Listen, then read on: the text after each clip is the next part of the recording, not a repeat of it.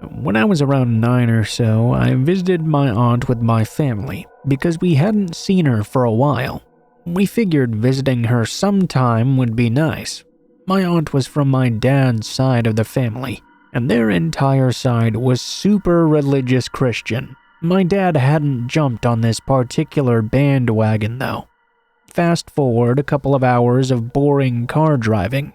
We arrive, we talk to her for a bit, and since her 2 kids and husband were gone because they were going to a Lego convention, it didn't take too long for that little chat to end. After we'd had dinner with her, she asked us if we would be interested in visiting the church across the street. The town she lived in was kinda small, so things were very tidy and together, hence the church literally being right across from her house. We said yes because we figured we didn't really have anything else to do. She smiled and grabbed up her church keys, as she was part of the staff that worked there. After a 5-minute walk or so, we arrived and went inside. Around the time we got there, it was already around 8 p.m., since we'd had dinner pretty late, an hour later than usual, I supposed. Because it was so late, the church was actually closed.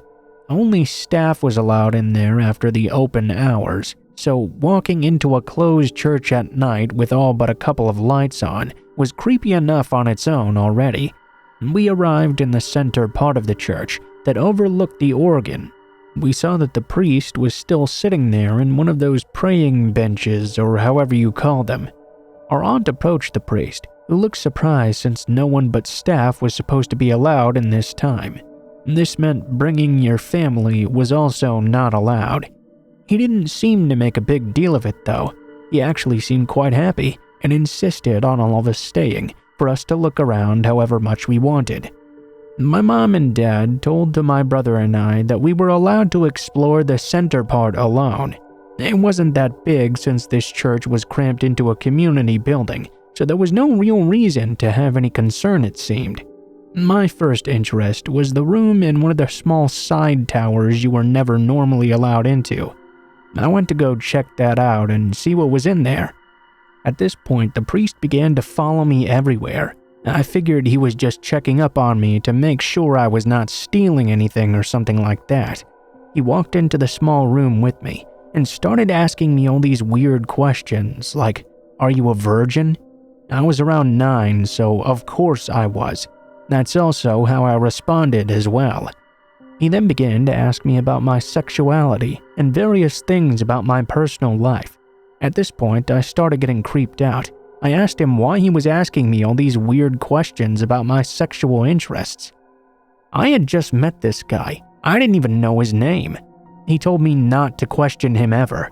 At this point, he started touching my shoulders and slowly walked up behind me. He started to massage my back. Out of fear, I smacked his hand away. He smacked me on the back of my cheek before grabbing me from behind and dragging me away to the emergency exit in the room. If you're wondering how my parents hadn't seen or heard any of this, they had followed my aunt into the doping room because they had never seen one, and their interest had been piqued. I struggled from this guy's grip. It was a bit hard, but the priest was an old man in his 60s or 70s, so he wasn't really that strong anymore. I sprinted out of the room and headed straight for the exit. As I reached it though, I found the exit was now locked. Here I was, stuck in the center part of the church, with this creepy priest that wanted to do something bad to me. I quickly sprinted down random rooms on the left side of the hall. Luckily, I managed to find what turned out to be the doping room. My parents were inside, confused. They didn't even believe me when I told them what the priest had done, because I tended to over-exaggerate situations a lot as a child. I insisted on leaving the church right now, so eventually my aunt unlocked the door and we all left. The priest simply walked into the room and returned to his prayer bench, pretending nothing had ever happened. I wanted to confront him, but I knew no one was going to believe me now. It was best to just leave the place as soon as possible. After returning to my aunt's home, we talked for a bit more, but it seemed convincing my family was going to be impossible. I had to just accept the fact they'd never believe me, and bottled up all my emotions.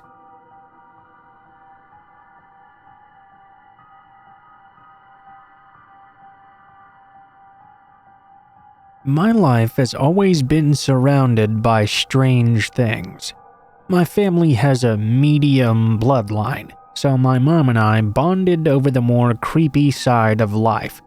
A long time ago, when I was around 14 or so, I'm 23 now for reference, my mom, one of my younger brothers, and I were all at home. At the time, my mom was in the US Army, so our family was stationed in Fort Hood, Texas. We had lived there for some time and had some creepers and whatnot looking through the windows every now and then before we got our home on base. Being watched might not have been as scary to us as it was for most people. We always seemed to attract those sorts of issues for whatever reason. This time was different though. You see, for a few weeks, my brother, who was about 10 years old, had been noticing the webcam light was on during weird times.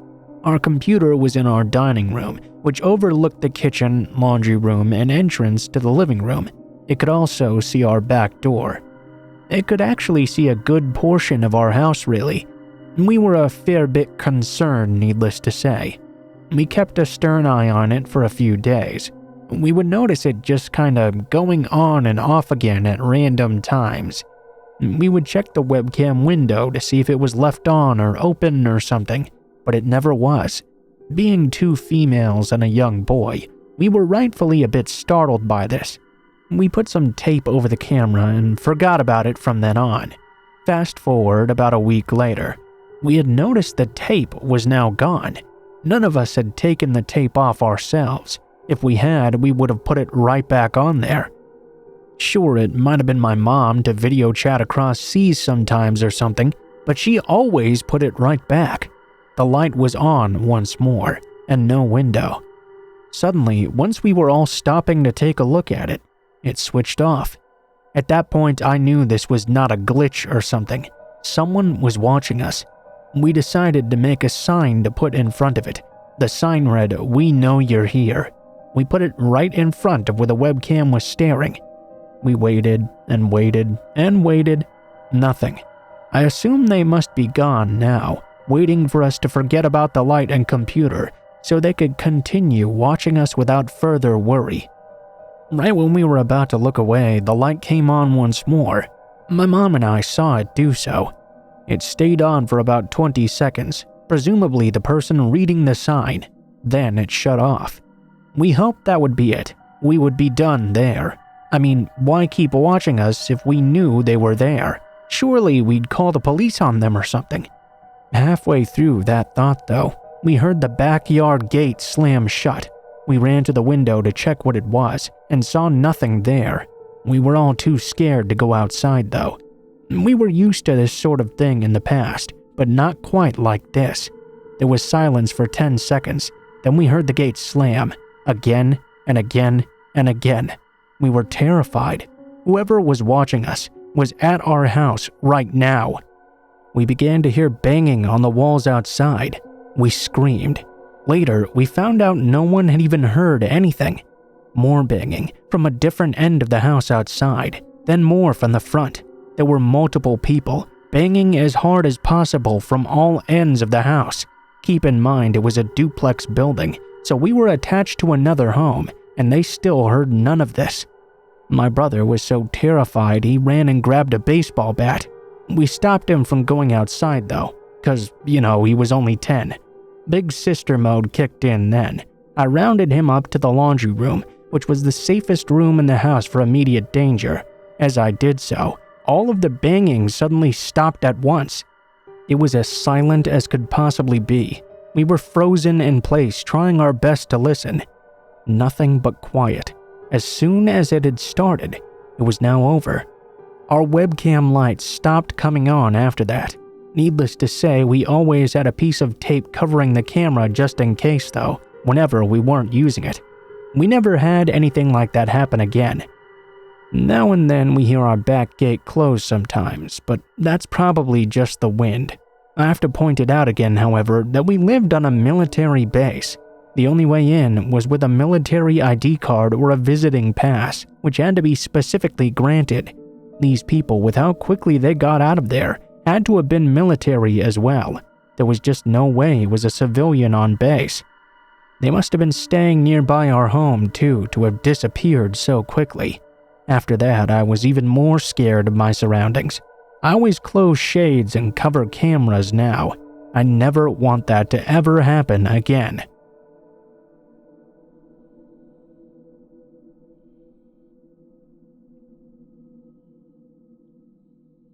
I live in an apartment complex that's pretty upscale. It has plenty of standalone buildings with 4 apartments in each, 2 on the ground floor and 2 on the upper floor.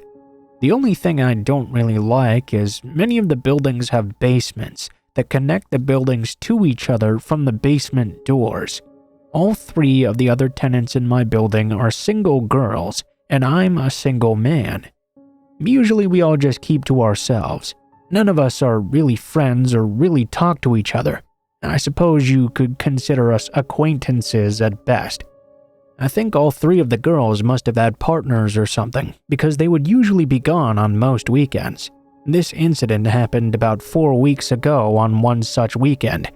On Fridays, I'd usually have a few drinks and play some video games, or have a few of my buddies come over for some fun. This particular night, though, I was all alone. I was playing on my Switch and had a few strong beers. I was feeling pretty happy, actually. I was just sitting on the couch in that sort of chill, should I have another or do I go to bed now sort of mood. I was playing on my phone for a moment when I heard a pounding at my door. I froze and sat there, not hearing anything else immediately after. "Who the hell is it?" No answer. More pounding, though, in response. "Hey, who is that?" No answer again. I started to get a bit nervous. Slowly, I got up and approached the door. I looked through my peephole, but nobody was there. Since I couldn't see left or right of the door, though, I was not dumb enough to just open it up and look. I put the chain lock on, which I barely did since it was instinct for me to lock the deadbolt as soon as I walked into my apartment. Nothing else happened for the rest of the night, but I semi-sobered up pretty quick after, and didn't fall asleep for quite a while, even though I knew I was now safe. The next week flew by, and I'd sort of forgotten about the incident by then. Maybe it was just the girl and her boyfriend who lived beneath me or something. They were both potheads, and I'd seen them yelling and laughing in the parking lot multiple times before. Perhaps a prank in good fun or something. Another Friday night, I'm there drinking and playing video games once again. I hear the booming hits on my door once more. This time, I was quite annoyed. "Okay, you're fucking done." I grabbed a knife from the kitchen. As I was grabbing it, I heard the pounding get even fiercer. "Come on, man, get out of here, leave me alone." As I walked toward the door, pounding my feet so they knew I meant business, I flung it open. I heard footsteps going down to the main floor, and I decided to follow. Then I heard them descending into the basement. I stopped when I heard that. There was no way I was going into that pitch-black basement by myself. I ran back to my apartment, locked every lock, and went out onto my porch. I knew in a moment I'd see a light come on in one of the apartments next to mine, for whoever it was must have ran home through those basements. But no lights came on in any of them. It was at 2 a.m. when this happened as well. It turned out everyone else was gone that weekend. Nothing happened last week, but it's the weekend again now, and I'm a little freaked out here all by myself. I hope it doesn't happen again tonight. This time I have a baseball bat right by the door, and I plan on confronting them if it happens again. Wish me luck, I guess.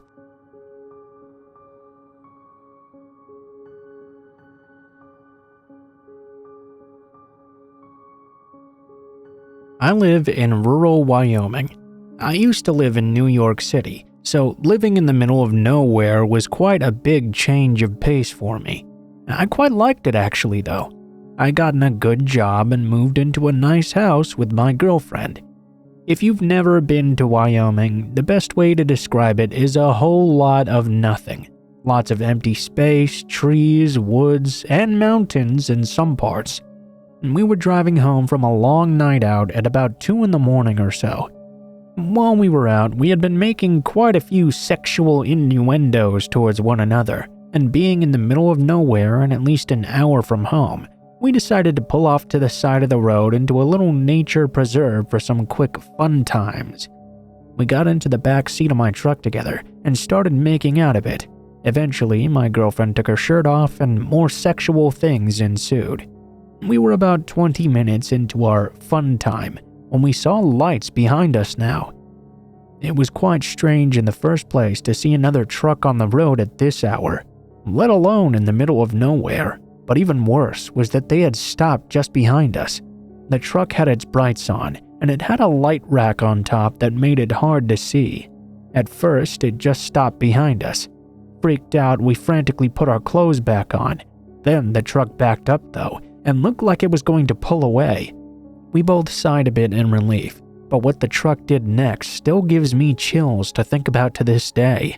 The truck had backed up, but instead of turning around, it moved and boxed us in. We were parked facing a large tree, with no room to go left or right. Our only way out would have been to back up. Now, this big truck with its brights still on was facing the back window of my own. At this point, my girlfriend was freaking out. I jumped up to the front seat, ready to back us out into this guy's truck if necessary. Out of the corner of my eye, though, I saw a cop now approaching my window. I rolled it down a bit and was actually somewhat relieved. Hi there. Is there a problem, officer? The cop told me my vehicle matched the description of a vehicle involved in an armed robbery that had just happened nearby. He was going to arrest us both right now. Something about this, though, really didn't seem right. The roads were deserted, and the cop's mannerisms were not lining up. I'm not law enforcement or anything like that, but I do have some family that are. From meeting their co-workers and just generally available knowledge, I could tell something was not right here. Why did he turn his regular lights on like he did, but not his police lights if he was after us? It was almost like he had just wanted to wait there watching us. Then it hit me. I glanced out over the window to behind my truck to look at his own. Now, without the fogged-up windows, I could see his truck clearly. No police lights, no markings, nothing. Just an ordinary truck. I tried to play it cool and asked to see the officer's badge, as I now noticed there was not one on his chest. He told me I had no right to ask for that and to step out of the vehicle now or he was going to execute me. I knew right then and there that this guy was a phony without a doubt. I started the truck and told my girlfriend, who was still in the back seat, to hold on best she could. I slammed it in reverse and pushed into the front of the guy's truck. It didn't budge for a moment. The man ran back to it in a hurry. I put my truck into four-wheel drive though, and his started to move out of the way. We pulled out and sped off, pedal to the metal. My girlfriend was freaking out even more, asking all kinds of questions. I had to ignore her in the moment though, and keep on driving best I could. The man pulled out a few seconds later. I saw him in the rear view, trying to follow us. After a mile though, he gave up and turned off onto a random side road. I have no clue what the guy intended to do with us if we got into his truck, but I sure am glad I didn't have to find out. We don't go down that road anymore, and that's probably the scariest experience of my life.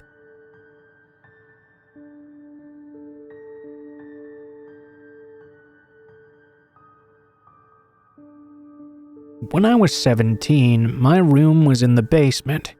Outside of my room was a hall with 2 utility closets and a bathroom. It opened up to a larger area with a couch, TV, pool table, and a computer desk. At night, after my parents would go to bed, their room was upstairs on the main level, so we had the main level in between us. I would stay up late at night surfing the internet in the main area of the basement. This was a pretty normal evening for me so far. My parents had gone to bed hours ago, and now I was sitting at the computer, lights on. By about 2 a.m., I had had enough and decided to finally go to bed. My room was basically just a really large, long rectangle down there. My bed was set up facing the one window, with a space between that and the foot of my bed, probably about 4 feet or so in between. My TV was on top of my dresser right next to it. I'm sitting there in bed, TV on at super low volume. I was slowly drifting off. when I heard what sounded like someone landing on the rocks inside the window well. I couldn't see anything except for a very, very vague silhouette just between the tiny lines of the blinds. I could hear a bit of shuffling around now as well. As I regained my senses, there was no mistaking it. There was a grown man in my window well, feet away from me. I was paralyzed with fear. I couldn't get up. I couldn't move at all. I couldn't even bring myself to scream. Something inside me was telling me not to move or do anything because he might see me and know I was awake, maybe in the same way I was seeing him right now. Somehow I was able to reach over for my remote and quietly turn off the TV. I didn't want any light illuminating my form. I didn't even know if he could actually see me. I could tell he was trying to watch me though. I wanted to text my parents, but I knew at night they put their phones on silent. I laid there for 10 minutes, my heart just racing. I was sweating, my eyes wide and not moving off this creep squatting down. I could make out his knees bent to the sides of his body. Finally, I decided I need to at least try and call their landline from my cell phone. As slowly as possible, I grabbed my phone and leaned under the covers so he couldn't make out the light. I dialed the number in. Even though I knew the ringing was coming from me, the loud break in the silence really freaked me out. I could hear the ringing of my parents' phone, and I was praying my dad would answer. Luckily, he did. "Dad, there's a man in my window well." I heard him begin hauling ass down the stairs immediately and run across the main floor right above my room. I could hear a scuffle. "Hey, what the hell do you think you're doing?" All of a sudden, the dude sprung out of the window well like he was a frog or something. I ran upstairs and ran right into my mom. I was shaking and worried about what had happened to my dad. We got to the door and my mom had already called the police, who she was on the phone with. My dad came back in about a minute later, saying the man had run off, with no way for him to catch him. I couldn't sleep at all that night. I spent the night on my parents' bedroom floor. Of course, the cops couldn't do anything and didn't find anyone. The next morning, we went outside to check out the window well area. I could see where he'd pulled the screen off, and the dust had been wiped away at his eye level. This probably means he was watching me the entire time. There were also visible spots due to the missing dust, where he had obviously used his fingers to try and pry the window open. My parents got a security system soon after, and metal window well covers. Blackout curtains too within the next few days. I never could go down there again at night though, and moved my room back upstairs the very next day.